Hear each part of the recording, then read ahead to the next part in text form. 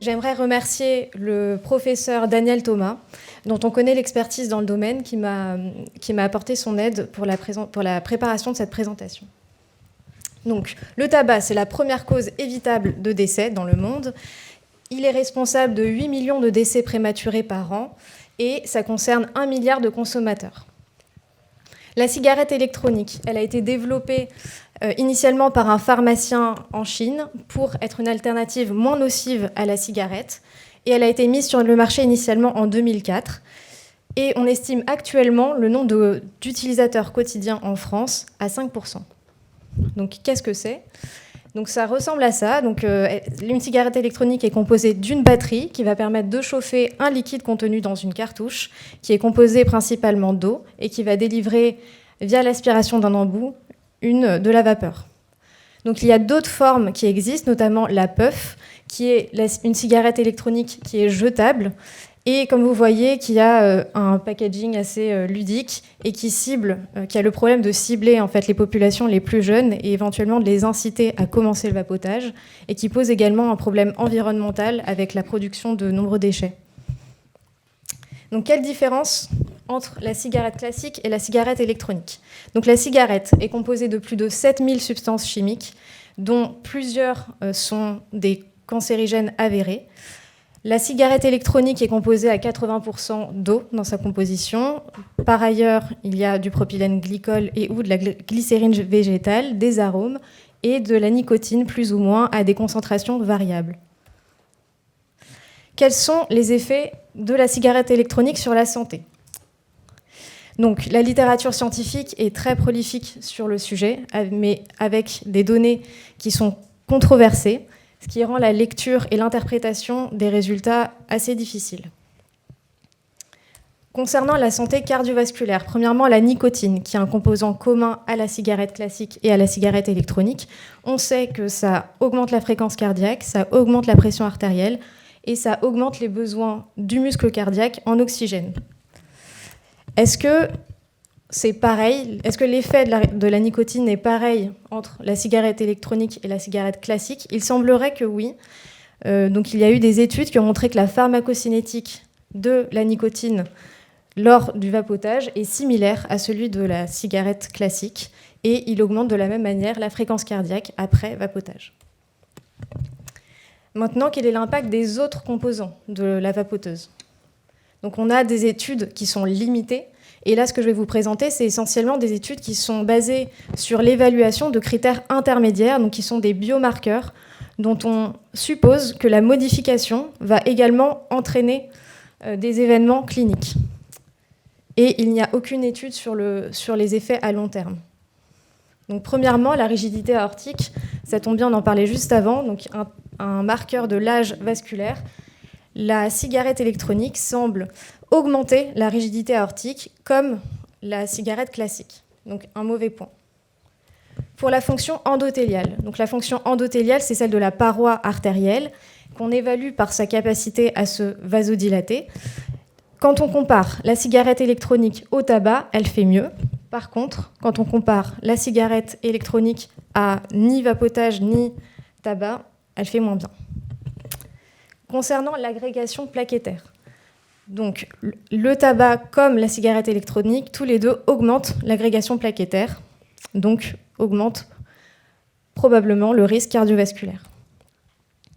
Sur la fonction myocardique, on n'a pas d'éléments, pas de signaux négatifs, donc pas d'effet délétère démontré de la cigarette électronique.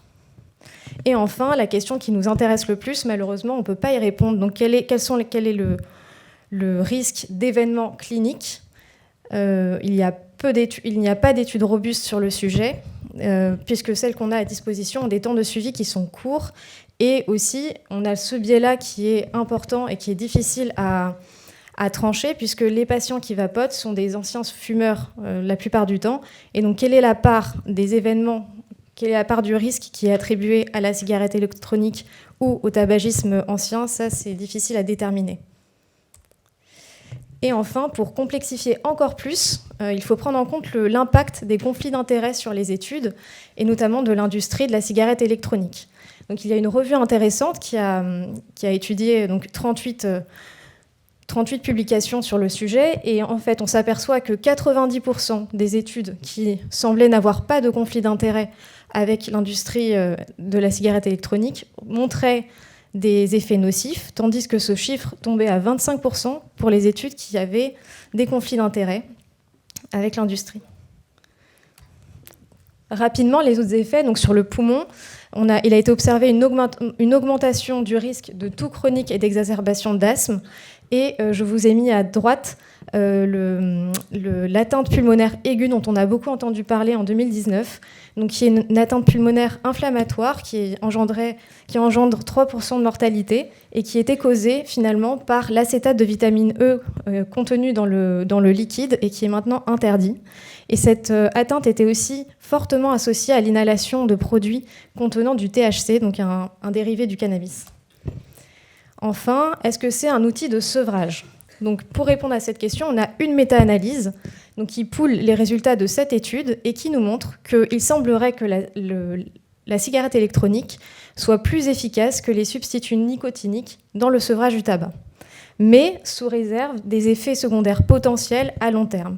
Donc, la conclusion des auteurs reste prudente. Les cigarettes électroniques peuvent aider à arrêter de fumer pendant au moins 6 mois.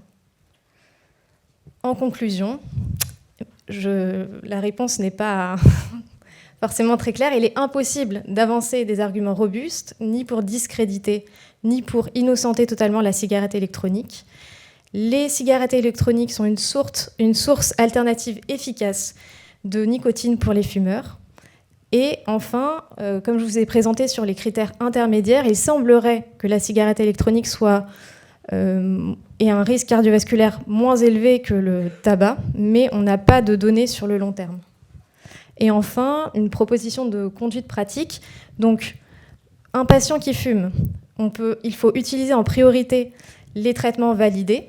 Le vapotage, ce n'est pas un choix de première intention. Si le vapotage a déjà été adopté, il faut l'accompagner dans son sevrage, ne pas faire en sorte qu'il ne soit pas à la fois fumeur et vapoteur, et l'inciter à long terme à quitter le vapotage. Et enfin, chez le non-fumeur, le non-vapoteur, et notamment les jeunes, conseille de ne pas vapoter. Je vous remercie. Merci beaucoup, Niki. Alors, est-ce qu'on va interdire la puff ou pas ?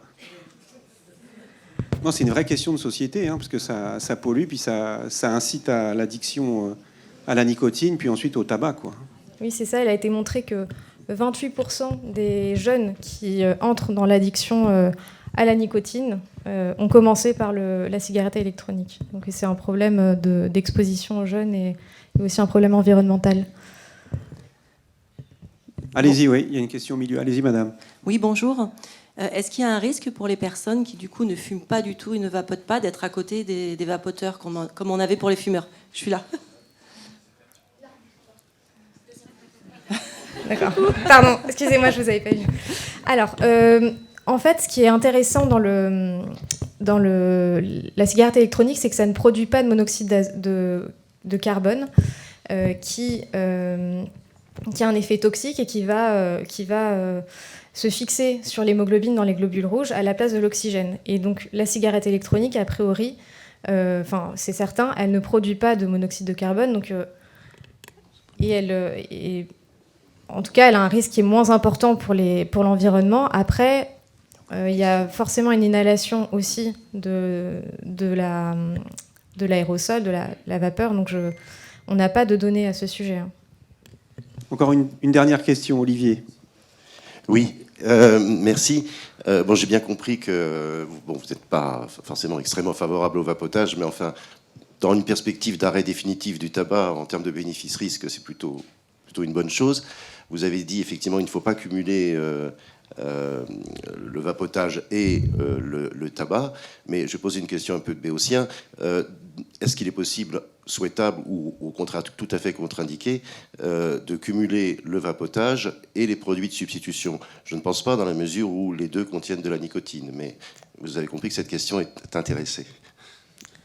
Alors, est-ce qu'on peut combiner les deux ?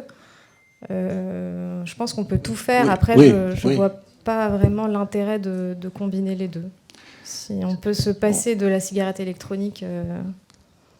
Une minute à Daniel Thomas pour... On peut effectivement combiner les deux. Je veux dire que ce n'est pas une procédure normale. Je veux dire que, par contre, les gens qui sont au vapotage, qui sont sortis du tabac, une bonne chose, qui sont uniquement vapoteurs, il faut qu'un jour ils sortent du vapotage. Et là, les substituts nicotiniques peuvent être utiles. Donc c'est dans ce sens-là qu'on les utilise. Mais je veux dire que d'emblée, on ne fait pas une association des deux, mais c'est éventuellement pour sortir du vapotage. Donc c'est finalement mettre la charrue avant les bœufs. Il aurait peut-être fallu commencer par la substitution nicotinique bien faite. Et quand elle est bien faite, elle est efficace. Le vapotage peut être, par contre, une sortie actuellement du tabac, à condition de ne pas y rester et de ne pas être vapofumeur. Car rester vapofumeur, c'est rester fumeur.